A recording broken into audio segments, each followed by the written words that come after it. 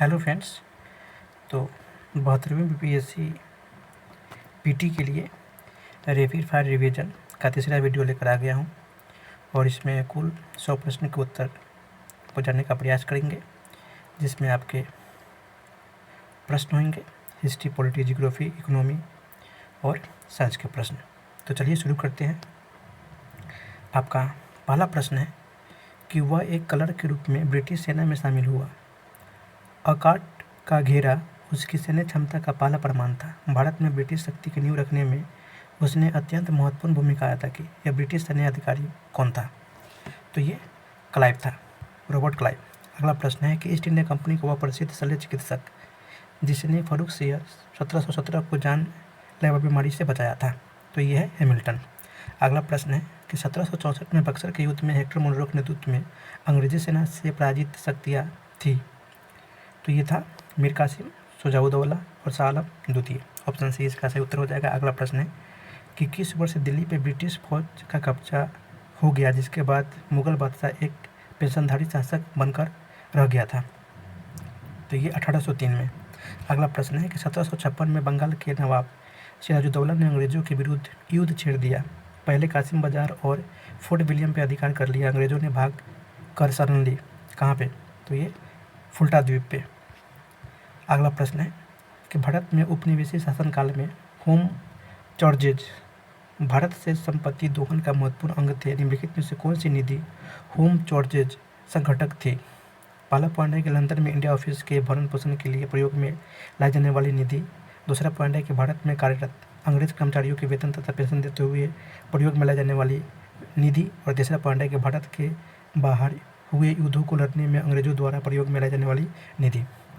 तो इस प्रकार आपका ऑप्शन तीनों स्टेटमेंट सही है। ऑप्शन डी इसका सही उत्तर हो जाएगा।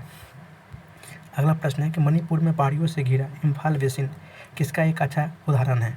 तो ये है सरोवरीय मैदान का।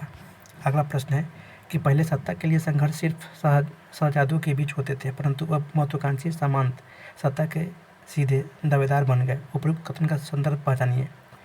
तो ये सामंत किंग मेकर बन गए। ऑप्शन सी इसका सही उत्तर हो जाएगा। अगला प्रश्न है कि निम्नलिखित कथनों पर विचार कीजिए। उत्तरी भारत के अधिकांश राष्ट्रीय उद्यान और वन्यजीव अभयारण्य तराई प्रदेश में ही स्थित है। तराई प्रदेश में दलदल तथा नमी की अधिकता के कारण घने वन व विविध प्रकार के वन्यजीव पाए जाते हैं। तो यहाँ पे एक और दो दोनों कथन सत्य है। ऑप्शन सी इसका सही उत्तर हो जाएगा। अगला प्रश्न है कि भारतवर्ष के पश्चिम तटीय निम्नलिखित राज्यों का उत्तर से दक्षिण सही क्रम क्या होगा? तो यहाँ पे देखेंगे कि पहले गुजरात, फिर महाराष्ट्र, उसके बाद गोवा और फिर कर्नाटक, यानी ऑप्शन डी इसका सही उत्तर हो जाएगा। अगला प्रश्न है कि भारतीय मानक समय से गुजरने वाले राज्यों का सही मेल कौन सा है? तो उत्तर प्रदेश, मध्य प्रदेश, छत्तीसगढ़, उड़ीसा, आंध्र प्रदेश, यानी ऑप्शन सी इसका सही उत्तर हो जाएगा। अगला प्रश्न है कि निम्नलिखित में वह भारतीय राज्य या केंद्र शासित प्रदेश जिसकी सबसे लंबी तटरेखा है और जो मैंग्रोव वनों का तीसरा सबसे बड़ा क्षेत्र है? तो यह है अंडमान निकोबार। ऑप्शन बी इसका सही उत्तर हो जाएगा। अगला प्रश्न है कि भारत का अनन्य आर्थिक क्षेत्र समुद्र में कितनी दूरी तक फैला हुआ है? तो ये 200 समुद्री मील तक। ऑप्शन सी इसका सही उत्तर हो जाएगा। अगला प्रश्न है कि निम्नलिखित में से कौन सा अक्षांशीय विस्तार भारत की संपूर्ण भूमि के विस्तार के संदर्भ में प्रासंगिक है? तो ये 8 डिग्री 4 मिनट उत्तर से 37 डिग्री 6 मिनट उत्तरी अक्षांश, यानी ऑप्शन बी इसका सही उत्तर हो जाएगा। अगला प्रश्न है कि निम्न सूचना के आधार पर उत्तर दीजिए कि भारत के लिए मानक समय IST निर्धारित करने वाली 82 डिग्री 30 मिनट पूर्व देशांतर रेखा किस स्थान से गुजरती है? तो ये मिर्ज़ापुर, जो कि उत्तर प्रदेश है, वहाँ से गुजरती है। अगला प्रश्न है निम्नलिखित भारतीय राज्यों में से कौन स्थलीय अंतर्राष्ट्रीय सीमा के साथ साथ जलीय सीमा से भी लगा हुआ है? तो ये है पश्चिम बंगाल और गुजरात। ऑप्शन सी इसका सही उत्तर हो जाएगा। अगला प्रश्न है सूची 1 को सूची 2 के साथ सम्मिलित कीजिए। तो यहाँ पे देख सकते हैं कि माउंट डाइवलो जो कि मध्य अंडमान में है, उसके बाद सैडल पीक उत्तरी अंडमान में है और माउंट कोयोब दक्षिणी अंडमान में है, जबकि माउंट थ्विलर ये ग्रेट निकोबार का हिस्सा है। यानी इस प्रकार आपका ऑप्शन सी सही उत्तर हो जाएगा, जो कि एक दूसरे के सामने दिया हुआ है। अगला प्रश्न है कि उत्तराखंड, उत्तर प्रदेश, बिहार, पश्चिम बंगाल तथा सिक्किम की सीमा किस देश को स्पर्श करती है? तो ये नेपाल को स्पर्श करती है। अगला प्रश्न है कि निम्नलिखित कथनों पर विचार करें। भारत एवं श्रीलंका पाल जल संधि द्वारा अलग होते हैं। भारत एवं बांग्लादेश के मध्य मन्नार की खाड़ी स्थित है। कन्याकुमारी अंडमान निकोबार समूह के उत्तर में स्थित है। तो इस प्रकार आप देखेंगे कि भारत और बांग्लादेश के मध्य मन्नार की खाड़ी स्थित है, जो कि असत्य है, और कन्याकुमारी अंडमान निकोबार द्वीप समूह के उत्तर में स्थित है, भी असत्य है, यानी ऑप्शन सी इसका सही उत्तर हो जाएगा। यहाँ पे असत्य पूछ रहा है। अगला प्रश्न है कि म्यांमार के साथ भारत के किन राज्यों की सीमाएं मिलती हैं? तो ये अरुणाचल प्रदेश, नागालैंड, मणिपुर और मिजोरम की सीमाएं लगती है, मिलती है। ऑप्शन ए इसका सही उत्तर हो जाएगा। अगला प्रश्न है कि भारत का सर्वाधिक आबादी वाला द्वीप कौन सा है? तो ये है सॉल्सेट। ऑप्शन डी इसका सही उत्तर हो जाएगा। अगला प्रश्न है कि सह्याद्री पर्वत श्रृंखला का अन्य नाम क्या है? तो यह है पश्चिमी घाट। ऑप्शन सी इसका सही उत्तर हो जाएगा। अगला प्रश्न है कि आपको यहाँ वहाँ कुछ अनोखे डेनमार्क वासी मिल जाएंगे, परंतु उसका कारण यह है कि यहाँ डेनमार्क की चौकी हुआ करती थी। यह अनूठा नगर, उसका दुर्ग और समुद्र, गिरजाघर, नया जेरूसलम, सुनी सड़कें और उजरे तट सब मिलकर अद्भुत रत्न बन जाते हैं।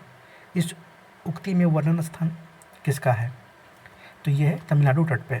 ऑप्शन डी इसका सही उत्तर हो जाएगा। अगला प्रश्न है कि भारत के राज्यों का निम्नलिखित में से कौन सा एक युग्म सबसे पूर्वी और सबसे पश्चिमी राज्यों को दर्शाता है? तो ये है अरुणाचल प्रदेश और गुजरात। अगला प्रश्न है कि 1851 में कलकत्ता में स्थापित पहली प्रमुख स्वैच्छिक संस्था का नाम क्या है, जो मुख्यतः भारतीय जमींदारों के हितों का प्रतिनिधित्व करती थी? तो यह है ब्रिटिश भारतीय संघ, यानी British Indian association. Option A इसका सही उत्तर हो जाएगा। अगला प्रश्न है कि कौन सी संस्था भारत की स्थलाकृति का मानचित्र बनाती है? तो यह भारतीय सर्वेक्षण। ऑप्शन बी इसका सही उत्तर हो जाएगा। अगला प्रश्न है कि बंगाल के निम्नलिखित शासकों का सही कालानुक्रम क्या है? तो यहाँ पे देखेंगे कि मुर्शिद कुली खान, सुजाउद्दीन, सरफराज खान और अलीवर्दी खान, यानी ऑप्शन सी इसका सही उत्तर हो जाएगा। अगला प्रश्न है कि अवध के स्वायत्त शासी राज्य का संस्थापक कौन है? तो यह है शहादत खां बुरहान उल मुल्क। ऑप्शन बी इसका सही उत्तर हो जाएगा। अगला प्रश्न है कि भारत की मुख्य भूमि को रामेश्वर द्वीप से कौन अलग करता है? तो ये पंबन चैनल अलग करता है। ऑप्शन बी इसका सही उत्तर हो जाएगा। अगला प्रश्न है कि किस अधिनियम द्वारा ईस्ट इंडिया कंपनी के लिए एक अलग निकाय नियंत्रण बोर्ड का गठन किया गया है? तो यह है पिट्स इंडिया एक्ट 1784।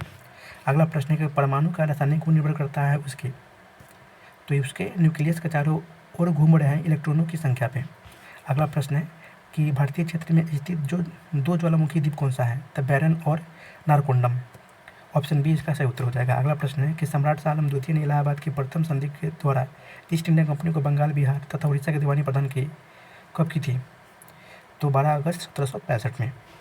अगला प्रश्न है कि इलाहाबाद की संधि के बारे में निम्नलिखित में से कौन सा कथन सही नहीं है, यानी गलत कथन को चुनना है? तो यहाँ पे देख सकते हैं कि बनारस तथा आसपास का क्षेत्र अवध से अलग होकर शाह आलम द्वितीय को सौंप दिया गया था, जो कि कथन गलत है। ऑप्शन बी इसका सही उत्तर हो जाएगा। अगला प्रश्न है कि निम्नलिखित कथन पर विचार कीजिए।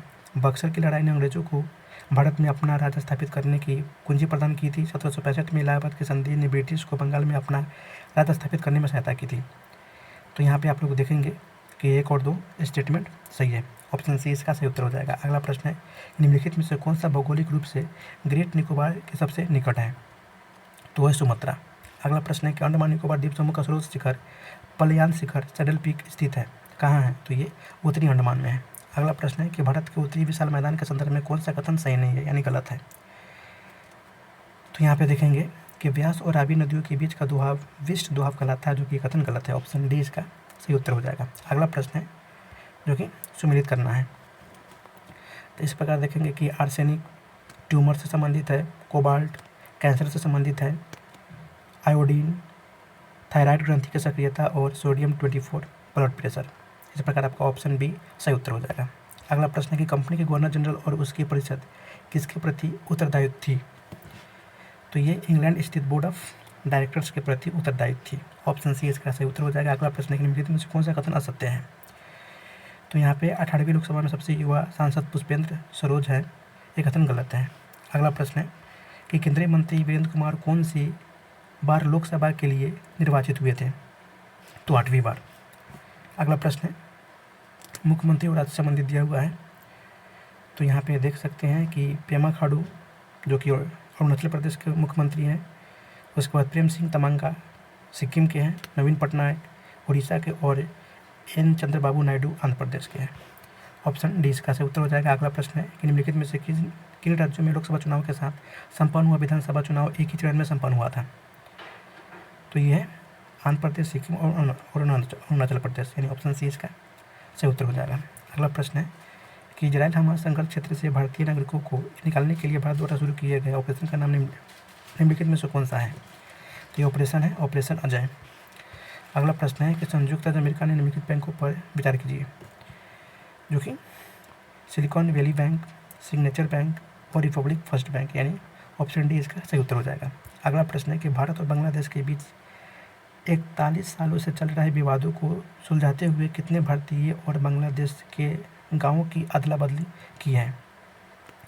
तो भारत के 111 गाँव बांग्लादेश को मिलेंगे, जबकि बांग्लादेश 58 गाँव भारत को देगा। ऑप्शन सी इसका सही उत्तर हो जाएगा। अगला प्रश्न है कि 18वीं लोकसभा के लिए 543 सीटों के चुनाव में किस सीट से भारतीय जनता पार्टी के मुकेश दलाल का निर्विरोध हुआ था? तो ये सूरत से हुआ था। अगला प्रश्न है कि ईरान के राष्ट्रपति के दुर्घटनाग्रस्त हेलीकॉप्टर का मलबा सीमावर्ती वराज खान की पहाड़ियों पर मिला, जिसकी सीमा लगती है? तो ये अजरबैजान से लगती है। अगला प्रश्न है वे एक विद्वान और कोलकाता के रूढ़िवादी हिंदू समाज के नेता थे। उन्होंने हारा कुमार टैगोर की सहायता से संस्कृत डिक्शनरी शब्द कल्पद्रम प्रकाशित की। उन्होंने सती प्रथा का समर्थन किया था। वे कौन है? तो है राधाकांत देव। ऑप्शन सी इसका सही उत्तर हो जाएगा। अगला प्रश्न है कि किसने भारत भारतीयों के लिए कन्नड़ा दिया और हिंदी में सतत प्रकाश की रचना की थी?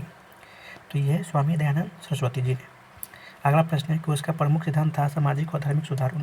उसने सामाजिक बुराइयों के निराकरण के लिए विधान निर्माण का सहारा लिया और बाल विवाह पर्दा प्रथा के उन्मूलन के लिए अविराम परिश्रम किया। सामाजिक समस्याओं पर राष्ट्रीय स्तर पर विचार विमर्श को प्रोत्साहित करते हुए उसने भारतीय राष्ट्रीय सामाजिक सम्मेलन का उद्घाटन किया, जिसके अधिवेशन बहुत वर्षों तक भारतीय राष्ट्रीय कांग्रेस के साथ होते रहे हैं। इस उदाहरण में संकेतित व्यक्ति हैं, तो ये हैं महादेव गोविंद नराणे। अगला प्रश्न है कि निम्नलिखित अंग्रेजों में से कौन था जिसने सर्वप्रथम भगवद गीता का अंग्रेजी में अनुवाद किया था? तो ये हैं चार्ल्स विल्किंस। ऑप्शन बी इसका सही उत्तर हो जाएगा। अगला प्रश्न है कि निम्नलिखित में से किसने सोम प्रकाश नामक समाचार पत्र शुरू किया था?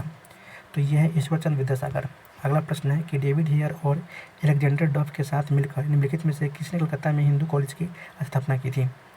तो राजा राम मोहन राय द्वारा स्थापना किया गया था। ऑप्शन डी इसका सही उत्तर हो जाएगा। अगला प्रश्न है कि आर्थिक तौर पर 19वीं शताब्दी में भारत पर अंग्रेज शासन का एक परिणाम था? तो ये भारतीय कृषि का वाणिज्यीकरण। अगला प्रश्न है कि पंडित रमाबाई जिन्होंने आर्य समाज की स्थापना की थी, कर्मस्थली कहाँ है? तो इनकी कर्मस्थली महाराष्ट्र में है। ऑप्शन ए इसका सही उत्तर हो जाएगा। अगला प्रश्न है कि 18 वर्ष की आयु में स्नातक, 20 वर्ष की आयु में प्रोफेसर तथा सुधारक के सह-संपादक, 25 वर्ष में सार्वजनिक सभा और प्रांतीय सम्मेलन के मंत्री, 39 वर्ष की आयु में भारतीय राष्ट्रीय कांग्रेस के अध्यक्ष, एक देशभक्त जिसने महात्मा गांधी ने स्वयं अपना गुरु माना, इस शब्दों में एक जीवनीकार ने वर्णन किया है? तो ये गोपाल कृष्ण गोखले द्वारा किया गया था। ऑप्शन सी इसका सही उत्तर है, जो कि महात्मा गांधी जी के राजनीतिक गुरु थे, गोपाल कृष्ण गोखले। ऑप्शन सी इसका सही उत्तर हो जाएगा। अगला प्रश्न है निम्नलिखित में से कौन हिंदू महिला स्कूल के सचिव के रूप में जुड़ा था, जिसके बाद में बेथुन महिला स्कूल के रूप में जाना जाने लगा? तो यह है ईश्वरचंद विद्यासागर। अगला प्रश्न है कि निम्नलिखित नदियों में से कौन पूर्व की ओर प्रभावित नहीं होती? तो यह गंगा वली। अगला प्रश्न है कि निम्नलिखित में से कौन सी मिट्टियाँ नदी द्वारा निर्मित है? तो यह है जलोढ़ मिट्टी। यह है जलोढ़ मिट्टी। अगला प्रश्न है कि गंगा नदी की एकमात्र सहायक नदी जिसका उद्गम मैदान में है को चिन्हित कीजिए। तो यह गोमती। अगला प्रश्न है निम्नलिखित में से किस नदी का उद्गम स्थल भारत में नहीं है? तो सतलज का उद्गम स्थल भारत में नहीं है। अगला प्रश्न है कि तिब्बत से निकलने वाली नदियाँ अपने ऊपरी पाटों में संकीर्ण और समानांतर पर्वत श्रेणियों से होकर बहती है। इन नदियों में निम्नलिखित नदी भारत में प्रविष्ट होने से ठीक पहले यू टर्न लेती है। तो ये नदी है ब्रह्मपुत्र नदी। अगला प्रश्न है कि हिमाचल प्रदेश से होकर बहने वाली नदी कौन सी है? तो ये नदी है ब्यास, चेनाब, रावी, सतलज और यमुना। ऑप्शन डी इसका सही उत्तर हो जाएगा। अगला प्रश्न है कि कौतनों पर विचार कीजिए। रुद्रप्रयाग अलकनंदा एवं भगीरथी के संगम पर स्थित है। रुद्रप्रयाग अलकनंदा एवं मंदाकिनी नदी के संगम पर अवस्थित है, जबकि अलकनंदा नदी बद्रीनाथ से बहती है। तो इस प्रकार देखेंगे आपका ऑप्शन तीनों सही है। अगला प्रश्न है कि परमाणु ऊर्जा के उत्पादन के लिए महत्वपूर्ण खनिजों में से एक निम्न में से कौन सा है? तो यह है यूरेनियम। अगला प्रश्न है कि रेडियोधर्मी पदार्थ उत्सर्जित करता है। तो ये अल्फा कण, बीटा कण और गामा कण यानी तीनों उत्सर्जित करता है। अगला प्रश्न है कि मई 1998 में पोखरण में भारत ने 5 परमाणु परीक्षण किए थे। पोखरण किस राज्य में स्थित है? तो ये राजस्थान में है। ऑप्शन बी इसका सही उत्तर हो जाएगा। अगला प्रश्न है कि कुछ लोग का सोचना है कि तेज़ी से बढ़ रही ऊर्जा की जरूरत पूरी करने के लिए भारत को थोरियम को नाभिकीय ऊर्जा के भविष्य में ईंधन के रूप में विकसित करने के लिए शोध और विकास करना चाहिए। इस संदर्भ में थोरियम यूरेनियम की तुलना में कैसे अधिक लाभकारी है? यहाँ पे पहला पॉइंट दे रखा है कि प्रकृति में यूरेनियम की तुलना में थोरियम के कई अधिक भंडार है। उत्खनन प्राप्त खनिज से मिलने वाली प्रति इकाई द्रव्यमान ऊर्जा की तुलना की जाए तो थोरियम प्राकृतिक यूरेनियम की तुलना में कहीं अधिक ऊर्जा उत्पन्न करता है। और तीसरा पॉइंट है कि थोरियम यूरेनियम की तुलना में कम नुकसानदेह अपशिष्ट उत्पादित करता है। तो यहाँ पे देखेंगे कि तीनों स्टेटमेंट सही है। ऑप्शन डी इसका सही उत्तर हो जाएगा। अगला प्रश्न है कि निम्नलिखित नदियों को उनके उद्गम स्थल से सम्मिलित कीजिए। तो यहाँ पे देखेंगे कि यमुनोत्री से, कृष्णा महाबलेश्वर से, गोदावरी नासिक से और महानदी सियावा पर्वत से, यानी ऑप्शन सी इसका सही उत्तर हो जाएगा। अगला प्रश्न है कि 19वीं शताब्दी के धर्म और समाज सुधार आंदोलनों ने जनसंख्या के किस वर्ग को मुख्यतः आकर्षित किया है? तो यहाँ पे बुद्धिजीवी, नगरीय, उच्च जातीय और निर्धन सर्वसाधारण वर्ग को आकर्षित किया है, यानी ऑप्शन सी इसका सही उत्तर हो जाएगा। अगला प्रश्न है कि इनमें से कौन सा कथन सही नहीं है? गलत पूछ रहा है। तो राजा राम मोहन राय सती प्रथा के समर्थक थे? नहीं थे। ऑप्शन डी इसका सही उत्तर हो जाएगा। अगला प्रश्न है कि ईश्वरचंद्र विद्यासागर के बारे में निम्नलिखित में से कौन सा कथन सही नहीं है? तो यहाँ पे देखेंगे कि धर्म ग्रंथ समस्त समर्थन के बारे में विश्वस्त हुए बिना विद्यासागर से विधवा विवाह का समर्थन किया था, ये कथन गलत है, यानी ऑप्शन सी इसका सही उत्तर हो जाएगा। अगला प्रश्न है कि 1784 में कलकत्ता में एशियाटिक सोसाइटी ऑफ बंगाल स्थापित करने का निम्नलिखित में से कौन सा मुख्य उद्देश्य था? तो भारतीय भाषाओं तथा धर्म ग्रंथों के अध्ययन को प्रोत्साहन देना मुख्य उद्देश्य था। ऑप्शन बी इसका सही उत्तर हो जाएगा। अगला प्रश्न है कि ब्रह्मपुत्र और सिंधु नदियाँ पूर्ववर्ती नदियाँ हैं। एक पूर्ववर्ती जल निकास अपवाह की सही परिभाषा इनमें से कौन सी हो सकती है? तो है जो हिमालय श्रेणी के तत्वों में आने से पहले ही विद्वान था। ऑप्शन डी इसका सही उत्तर हो जाएगा। अगला प्रश्न है निम्नलिखित में से किस नदी के ऊपरी मार्ग में मीठे जल का परंतु निचले भाग में खारे जल का प्रवाह मिलता है?